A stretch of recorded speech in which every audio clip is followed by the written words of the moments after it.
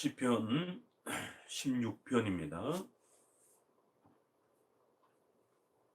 성경 말씀 시편 16편 1절에서 3절 제가 읽어드리도록 합니다. 하나님이여 나를 보호하소서. 내가 주께 피하나이다. 내가 여호와께 아뢰되 주는 나의 주시오니 주밖에는 나의 복이 없다 하였나이다. 땅에 있는 성도는 존귀한 자니 나의 모든 즐거움이 저에게 있도다. 오늘은 16편을 통해서 함께 또 하나님의 말씀을 배워가도록 합니다. 앞서 광고를 드린 것처럼 제가 코로나 확진이 되어서 이렇게 현장에서 예배드릴 수 없는 또 그러한 열악한 상황이 되었습니다. 그래서 이렇게 또 가정에서 또 온라인으로 예배를 드립니다. 지금 몸 상태가 상당히 좀 좋지 않아서 목소리나 여러 가지가 또 이렇게 불편함을 또 양해를 바랍니다. 좀 더 잘 음성에 집중해 주시기 바랍니다. 시편 16편은 신론에 해당이 되는 그런 아주 중요한 주제를 우리에게 가지고 있습니다. 신론 중에서도 신론에는 삼일체에 대한 이런 부분이 있고 또 하나님의 그러한 또 속성, 하나님의 성품에 대한 부분들이 있고 그 다음에는 하나님이 하시는 일, 창조의 사역과 또 이러한 섭리의 사역과 같은 이런 하나님의 작정과 하나님의 섭리, 이런 하시는 일들이 이렇게 있는데 그 중에 어느 특정한 부분을 포함하기보다는 여러 가지가 다 포함이 되는데 그 중에서도 하나님의 또 이러한 성품 또 하나님의 존재에 대해서 좀 더 우리에게 깊이 강조를 합니다. 하나님이여 내가 주님께 피하여 갑니다 이러면서 시작하는데 내가 여호와께 아뢰되 주는 나의 주시여 주밖에 나의 복이 없나이다. 이 2절은 참 멋있는 고백이고 참 감격스러운 고백입니다. 주는 나의 주시여. 전적으로 부패하고 원죄를 물려받은 자들이 하나님과 원수가 되었다 이렇게 말합니다. 에베소서에서는 아담의 죄가 모든 인류에게 전가되어서 절대로 인간은 하나님 앞에 나올 수 없다라고 말합니다. 하나님은 대적하는 자다 이렇게 말합니다. 그런데 시편에서 나의 주시여라고 이렇게까지 벌써 부르는 그 편 아래는 예수 그리스도를 통해서 우리가 하나님과 화목되었다라고 하는 그것이 이미 이렇게 포함된 내용입니다. 이 표현이 신약으로 오게 되면 신약에서 제자들이 예수님을 주라 이렇게 고백하는 그 표현 속에 주는 살아계신 하나님의 아들이요 까지 포함이 되는 겁니다. 예수님을 주라 이렇게 표현하는 건 쉬운 일이 아닙니다. 목수의 아들로서 가난한 그런 청년을 향하여 바라보고 세상 사람들은 조롱하고 손가락질을 하지만 그 예수님을 나의 주님이십니다 라고 이렇게 고백한다는 것은 결코 쉬운 일이 아니에요. 그래서 주님이 나의 주십니다 라고 하는 것은 삼일체 하나님 전체를 포함하면서 특별히 예수 그리스도를 우리가 주님으로 고백하는 것까지 다 포함해서 이렇게 삼일체 하나님 예수 그리스도를 고백할 수 있는 것. 그래서 이 주밖에는 삼일체 하나님 여호와만이 나의 복입니다. 이게 도대체 무슨 말일까요? 이 말을 그냥 편하게 쉽게 많이들 할 수는 있습니다. 그러나 정말 이 고백을 과연 제대로 이해하고 깨닫고 이것을 누리는 분들은 과연 몇이나 될까요? 많지 않습니다. 주밖에는 나의 복이 없나이다. 대부분 이 구절을 어떻게 읽어내느냐면 일반 복음주에서는 기복주의로 읽어냅니다. 그래서 주님이 나의 주님이시고 나의 복입니다 라고 할 때에 물질을 생각하는 거예요. 그래서 하나님 믿으면 그런 부자가 된다 이런 개념으로. 그래서 주밖에 나의 복이 없다. 주님이 주시는 그 물질적인 축복을 기대하는 거예요. 신비주의자들은 신비 체험을 또 생각하는 것이죠. 주밖에는 나의 복이 없나이다. 이것은 창세기 15장에 아브라함에게 나는 너의 지극히 큰 상급이다. 큰 상급이다. 이렇게 표현을 합니다. 그리고는 조카 롯과 함께 땅을 분배를 하는데 가장 좋아 보이는 그 소돔과 고모라 땅을 조카가 다 차지하고 아브라함은 정처 없이 또 떠돌아다닙니다. 하나님께서는 아브라함에게 무덤 정도밖에 주지 않고 땅을 주질 않습니다. 땅 주신다라고 그렇게 불러내 주셨는데 정작 좋은 땅은 조카에게 다 주고, 그러면서 아브라함에게 15장에 다시 말씀하십니다.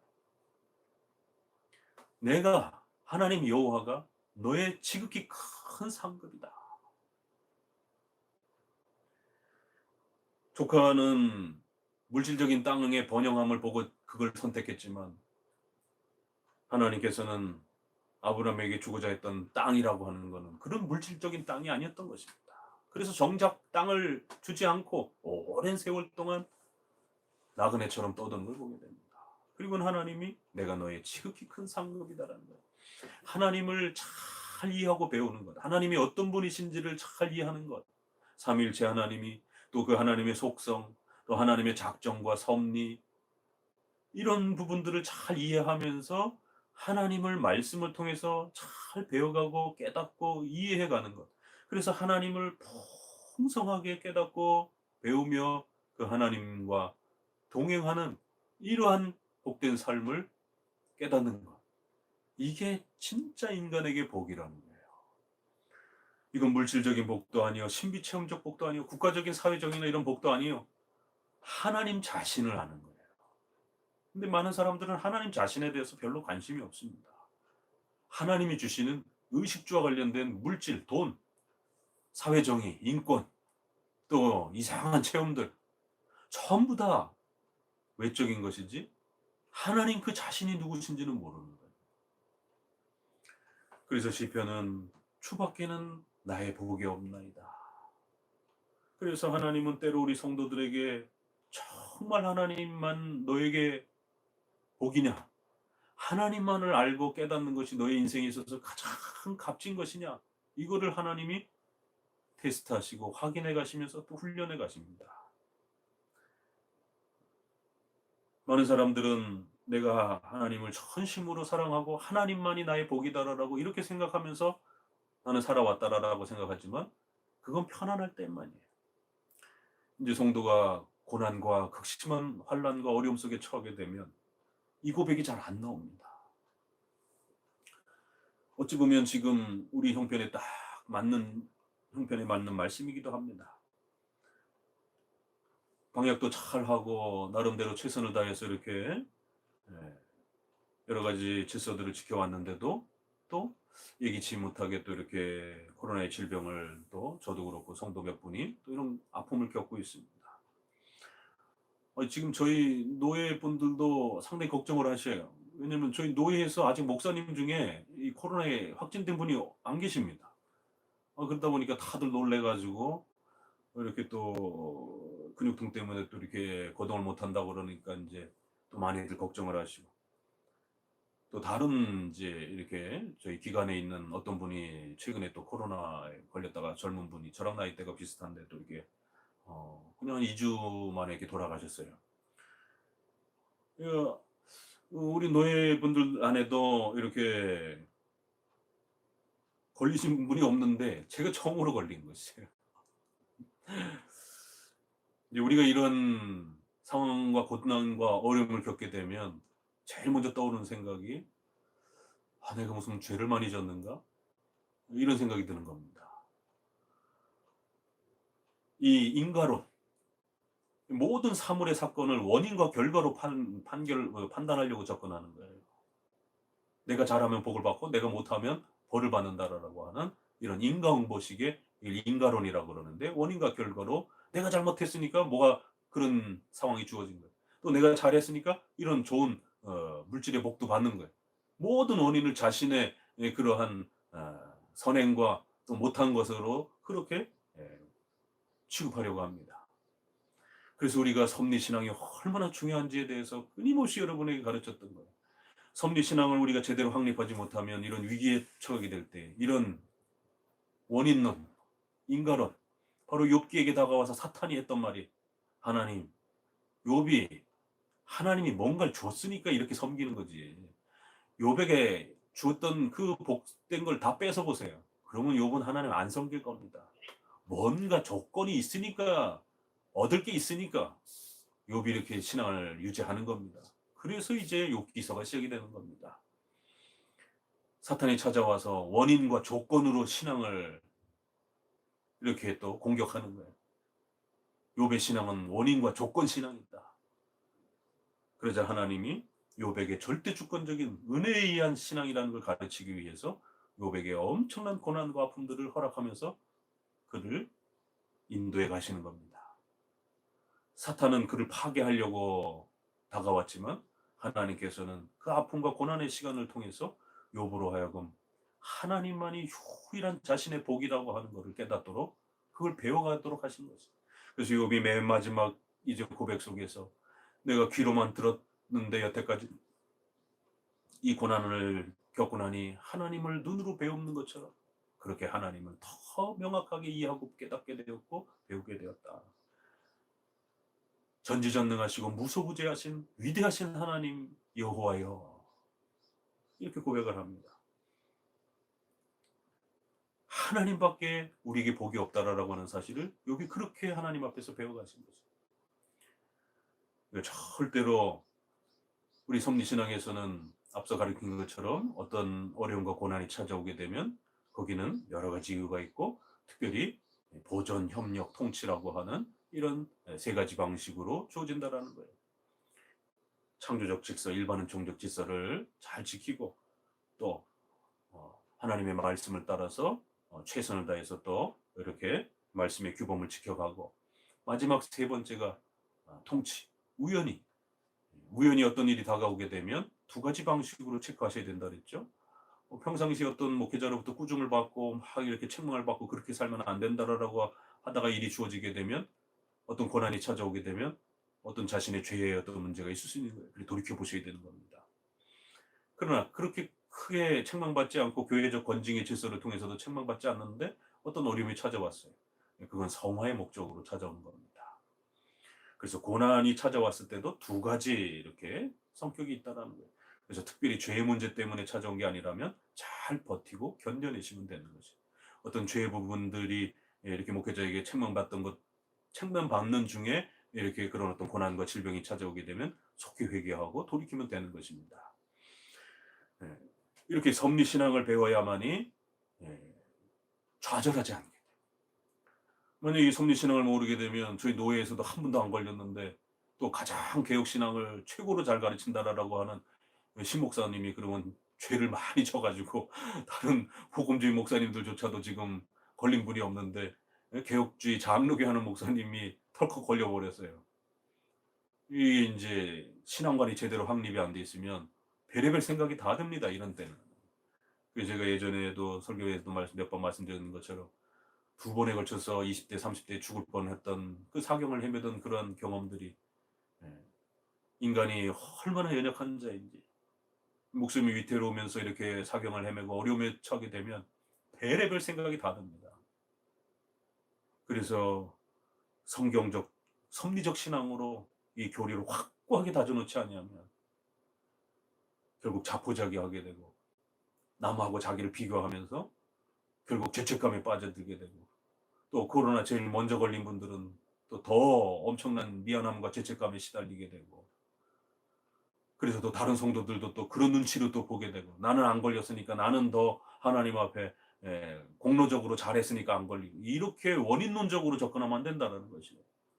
bin글리와 베자도 흑사병에 걸려서 죽다 살아나면서 그 모진 그 또 어려운 시기를 또 목회를 해갑니다.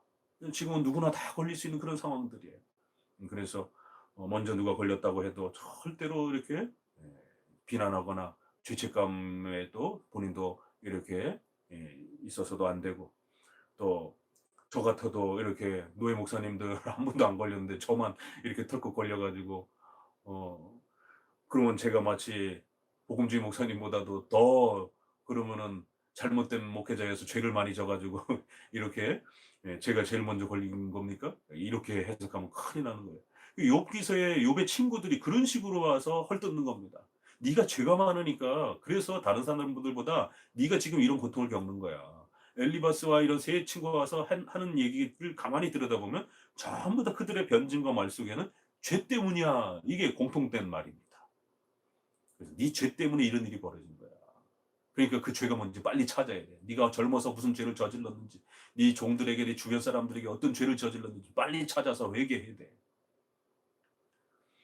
그러니까 이런 부분에서 주밖에는 나의 복이 없나이다. 이 고백 하나를 배우기 위해서 욥도 그렇고 아브라함도 그렇고 수많은 우리 선조들이 이 고백 하나 터득하기 위해서, 이게 그냥 결코 쉽게 나오는 고백이 아닙니다. 평상시 좋을 때는 다 하나님이 나의 복이라 그러죠. 그러나 이제 고난과 어려움과 사경을 해감하며 죽음의 문턱 아래 서게 되고 이럴 때 과연 이 고백이 나올 수 있는가? 남들은 하나도 안 걸렸는데, 우리 노예 목사님들 하나도 안 걸렸는데 왜 하나님 저만 걸렸죠? 이거 너무하신 거 아닙니까? 이런 원망 불평. 내가 열심히 교회 봉사를 했는데 왜 교회 봉사를 제대로 하지도 않은 사람보다 왜 제가 걸렸죠? 또 제가 가장 오래도록 교회를 섬겼는데 제가 왜 제일 먼저 걸렸죠? 이런 별의별 생각들이 다 드는 거예요. 그럴 때 섭리신앙으로 붙들고 이 말씀으로 이겨내셔야 되는 것이에요. 또 때로는 누구나 이렇게 다 걸릴 수 있는, 이게 목사님도 걸리잖아요. 어떻게 보면 이번에, 예, 또 저희 아들이 그러더라고요. 이번에 성도들만 걸렸다면 목사님이 성도들의 아픔을 잘 몰랐을 거라고.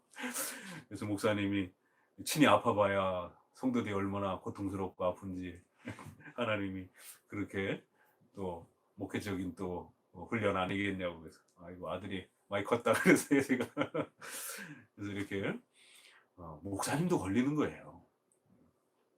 또 어떤 복음직권에서는 목사님이 걸리면 목사님이 능력이 없구나. 목사님이 영빨이 떨어졌구나. 뭐 이러면부터 베레벨 이런 고난과 환란이 찾아오면 베레벨 소리가 다 나오는 겁니다. 그럴 때 교리, 우리가 평상시 배웠던 교리가 위험에 처할 때 얼마나 우리를 살려주는 든든한 버팀목이 되는지. 바로 저는 두 번씩이나 그런 사경을 헤매는 고통들을 통해서 욥과 같이 그런 삶을 통해서 하나님 앞에 하나님이 누구신지, 하나님이 내 인생에 어떤 분이신지를 배웠는데, 또 이번 이렇게 계기를 통해서 또다시 한번 이 고난과 어려움 속에서 하나님만이 나의 복이요, 하나님만이 나의 유일한 상급이요, 지극히 큰 상급이라고 하는 이걸 또 배워가는 겁니다. 이 시간을 통해서. 그러니까 우리 나머지 성도들도 절대로 죄책감이나 좌절감에 빠지지 마시고, 목사님도 걸리는 겁니다. 그렇기 때문에 마음을 든든히 먹고, 여러분에게 주밖에는 하나님이, 밖에는 여러분의 인생에 가장 중요하고 우선되는 게 없다라는 것을 가르치는 시간들이에요. 그건 낮아져 봐야 배워지게 되고 더 깊이 배우게 됩니다. 그래서 어떤 분은 경제를 가지고 배우고, 어떤 분은 또 질병을 통해서 배우고, 어떤 분은 또 자녀 때문에, 또 어떤 사람은 가족들 때문에, 각각의 그런 섭리적 배경이 다 다른 거예요. 그래서 이렇게 또 낮아져서 주밖에는 나의 복이 없습니다, 이 고백을 이렇게 하나님 앞에서 삶을 통해서 배워가는 겁니다. 이번 계기를 통해서 우리 이러한 신론의 교리들을 꼭 더 마음에 간직하고 새기시길 바랍니다. 그런데 놀라운 건 3절에 땅에 있는 성도는 존귀한 자니 나의 모든 즐거움이 저에게 있다. 여기서는 그런 하나님을 배우는 이러한 과정이 신론에 대한 것만 이야기하는 게 아니라 갑자기 3절에서는 교회론 이야기를 합니다. 그래서 그런 위대한 하나님, 전지전능하신 하나님을, 주님밖에 나에게는 그 어떤 것도 주님 외에는 복이 없습니다라고 하는 이 고백을 개인적으로도 하지만 교회 안에서도 이렇게 배워간다라는 거예요. 그래서 교회 안에 지체된 성도들을 사랑하고 그 하나님을 같이 고백하는 그 성도들과 함께 주밖에는 나의 복이 없다라고 하는 이 사실을 더 많이 배워가는 거예요. 그래서 신론과 교회론을 연결해야 하면서 하나님밖에 우리 인생에 제일 중요한 게 무엇이겠습니까? 라는 이 고백을 교회 안에서 교회의 성도들을 통해서 함께 배워가도록, 그래서 하나님을 지극히 사랑하는 자들은 이렇게 교회의 삶을 통하여 하나님이 얼마나 위대하신지를 더 배워가게 될 거라는 거예요. 그래서 주밖에는 나의 복이 없습니다라고 고백하는 자들은 바로 그렇게 성도들을 목숨처럼 사랑하면서 왜요? 그 성도들이 함께 그 주님을 주밖에 복이 없다라고 고백하는 그러한 또 성도들이기 때문에. 그래서 이 16장에서는 2절에서는 하나님을 고백하고 있고 3절에서는 성도들이 얼마나 소중하고 귀한 것인지를 이렇게 고백합니다. 이번 계기를 통하여 또 질병에 또 이렇게 걸린 분들을 위해서 여러분 열심히 기도해 주시고 또, 또 그들을 격려해 주시고 위로해 주시고 이렇게 성도들은 좋은 귀한 자예요. 나의 모든 즐거움들이 바로 그들에게 있다라는 거예요. 그래서 하나님을 배우면 배울수록 하나님이 세워주신 그 교회가 얼마나 소중한 것인지를 더 느끼게 된다라는 거예요. 그래서 여기는 이렇게 교회론하고 이렇게 연결을 드렸습니다. 다른 신에게 예물을 드리는 자는 괴로움이 더할 것이요 나는 저희에 드리는 피의 전제를 드리지 아니하면 내 입술로 그 이름을 부르지도 아니할 것이다. 그렇기 때문에 기복주의나 어떤 성경에서 가르치지 않는 그런 신론에 대해서 신관에 대해서 절대로 귀를 안 기울이겠다는 거예요. 무슨 신비 체험이나 무슨 이상한 형태로 신을 가르치는 것에 대해서는 절대로 나는 거기에 마음을 두지 않을 것이다라는 거예요. 오직 주밖에는 나의 복이 없다라고 하나님 자신을 바르게 깨닫고 알아가는 것. 하나님은 성경을 통해서 또 교리를 통해서 우리에게 가르치기 때문에 하나님의 말씀을 교리로 잘 배우고 익혀가는 것. 이게 가장 중요한 것이다. 여호와는 나의 산업과 나의 잔의 소득이니 나의 분깃을 지키시는 자이니라. 내게 줄러준 구역은 아름다운 곳에 있으며 나의 기업이 실로 아름답도다. 그럼 이거를 읽을 때 또 대부분 사람들은 물질 축복을 생각하는 거예요. 아니요. 이것은 물질 축복이 아닙니다. 나의 산업, 나의 잔의 소득, 나의 분깃, 나에게 주어진 그 구역, 나에게 주신 기업, 이건 바로 하나님을 아는 거죠. 교리를 통해서 하나님을 열심히 잘 배워갈 때 하나씩 하나씩 쌓여갈 때 그 기쁨과 즐거움을 여러분의 소득으로 가져가시는 거죠. 정말 그렇습니까? 주밖에는 나의 복이 없다 해놓고는 의식주와 관련해서 조금 유혹이 오게 되면 예배 드리는 것보다는 또 교리 공부하는 것보다는 세상에 먹고 사는 문제가 더 급한 거예요. 이러면 안 되는 겁니다.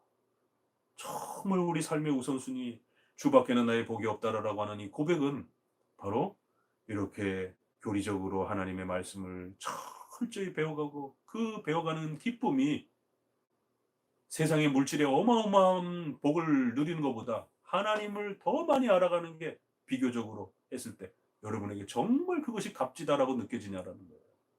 하나님을 아는 시간을 배우고 지키는 것보다는 잠깐 내가 좀 돈을 더 벌어야 되는 이렇게 되면 안 된다라는 거예요.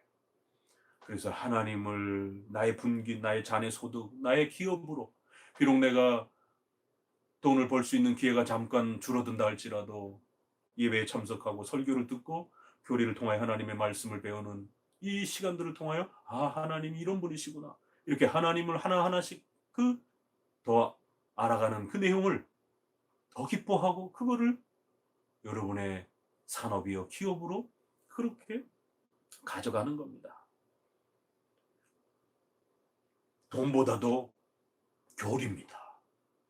돈보다도 하나님의 말씀인 것입니다.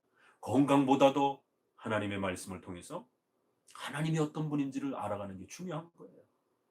그래서 이번 특별히 아픔을 겪는 성도들은 여러분이 건강을 잠시 잃는다 치더라도 그 아픔들을 통하여 섭리신앙과 또 이런 하나님의 위대한 가르침들을 여러분들이 조금이라도 더 배울 수 있다라면 얼마든지 맞바꿀 수 있어요.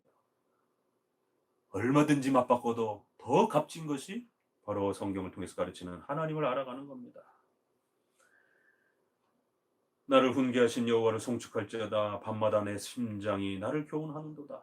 그렇기 때문에 하나님은 우리에게 이걸 가르치기 위해서 때로는 채찍질도 하시고 훈계도 하시고 때로는 우리에게 질병을 허용하시는 거예요. 또 여기 허용적 작정 또 우리가 고민하면서 또 배워가야 되는 겁니다. 왜 하나님이 성도들에게 이렇게 고난과 어려움들을 허용하실까? 오히려 성도들에게는 더 하나님을 잘 믿으니까 더 복을 많이 줘야 되는 거 아닌가? 또 저처럼 개혁파 목사요 장로교 목사를 이렇게 장로교 신앙을 지켜가기 위해서 모든 걸 희생하면서 이렇게 살아가는 이런 개혁주의 목사는 하나님이 더 축복해 주셔야 되는 거 아닌가? 그런데 왜 이런 어려움들이 더 많이 찾아오는가? 사도 바울은 저보다 더 엄청난 고통을 받았습니다. 고린도서에 보니 40에 하나 빠진 39매를 여러 차례 맞았다라고. 그 40짜리 옛날 권장 생각하시면 됩니다. 그거 맞다 죽습니다. 이렇게 하나님께서 훈계하시고 또 우리를 낮추셔서 가르치는 것이, 내가 여호와를 항상 내 앞에 모시며 그가 내 우편에 계심으로 내가 요동치 아니하리로다. 하나님을 바르게 알고 성경에서 가르치는 하나님을 교리적으로 설교를 통해서 잘 배워갈 때에 이렇게 고난과 질병의 어려움에 찾아와도 섭리신앙을 알면, 섭리교리를 알면, 섭리라는 것을 통해서 역사하시는 하나님의 위대하심을 알면 흔들림이 없는 거예요. 두려움이, 우리가 두려움을 막아낼 수 있는 겁니다. 이러므로 내 마음이 기쁘고 내 영광도 즐거워하며 내 육체도 안전하리로다. 이는 내 영혼을 음부에 버리지 아니하시며 주의 거룩한 자로 썩지 않게 하실 것입니다. 이 10절은 칭의가 취소된다, 구원이 취소된다, 이런 형태로 읽으면 안 됩니다. 알미니안 주의자들은 그렇게 읽어요. 여기 봐라, 이 저자가 자기를 버리지 말라라고 기도하지 않느냐.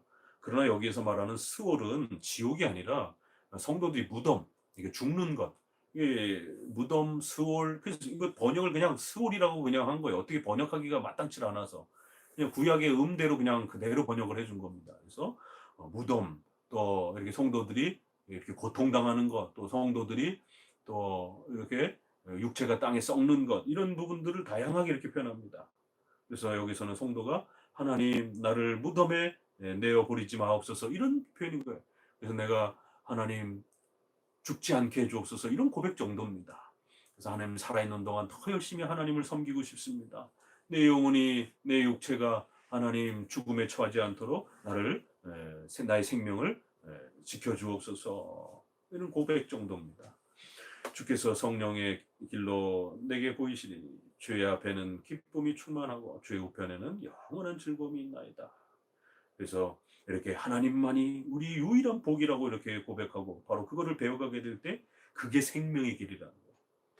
그리고 그걸 배워가게 될 때 영원한 즐거움, 주님과 동행하는 그 즐거움을 우리가 고난에 있든 환난에 있든 어느 상황에 있다 할지라도 우리는 즐거워하면서 그 하나님을 알아가고 배워가는 그 기쁨으로 우리 인생을 살게 된다는 거예요. 자, 오늘 16편을 통해서 주밖에는 나의 복이 없습니다, 이 참 감격스러운 고백. 근데 이 고백을 배우기 위해서는 정말 죽음의 문턱까지 왔다 갔다 또 때로는 해야 될 수 있는, 목회자들은 더더욱 그렇고 우리 일반 성도들도 삶에 정말 생의 밑바닥까지 밑으로 내려와서 정말 눈물을 먹으면 그렇게 인생의 고통과 쓴맛을 정말 이렇게 겪으면서 하나님이 그렇게까지 낮추시고 우리를 고난받도록 허용하시는 욥을 생각하시면 되는 겁니다. 욥도 그렇게 배움을 받는 거예요. 그래서 하나님 앞에 주밖에는 나의 복이 없다라는, 세상의 의식주로 떵떵거리고 신분에 떵떵거리고 그 잠깐입니다. 근데 이 고백을 배우지 못하면 그 세상의 돈과 권세와 명예, 그게 더 커 보이는 거예요. 그래서 자꾸 그거 잡으려고 하다가 결국에는 교회 오는 시간 줄어들고 말씀 배우는 시간 줄어들고 교리 공부하는 시간 줄어들고 저쪽에 자꾸 눈이 가 있는 거예요. 과감하게 끊고 이쪽으로 눈을 돌려야 되는 거예요. 주일 예배를 통해서 설교를 듣고 교리 공부를 통하여 하나님이 어떤 분이신지를 말씀을 통해서 배워가시고 섭리교리를 배워가시고 그 섭리교리가 여러분 인생을 강력하게 또 붙잡아주고, 그러면 하나님과 영원토록 즐거워하며 살아가는 이 기쁨을 누릴 수 있게 되는 것입니다. 오늘 16장 다시 한번 여러분에게 권면하면서 또 코로나의 이러한 또 질병 때문에 지금 교회가 굉장히 큰 어려움을 또 이렇게 겪고 있습니다. 우리 모두 함께 또 이 위기를 또 잘 이겨낼 수 있도록 또 그렇게 함께 기도합시다. 기도합니다.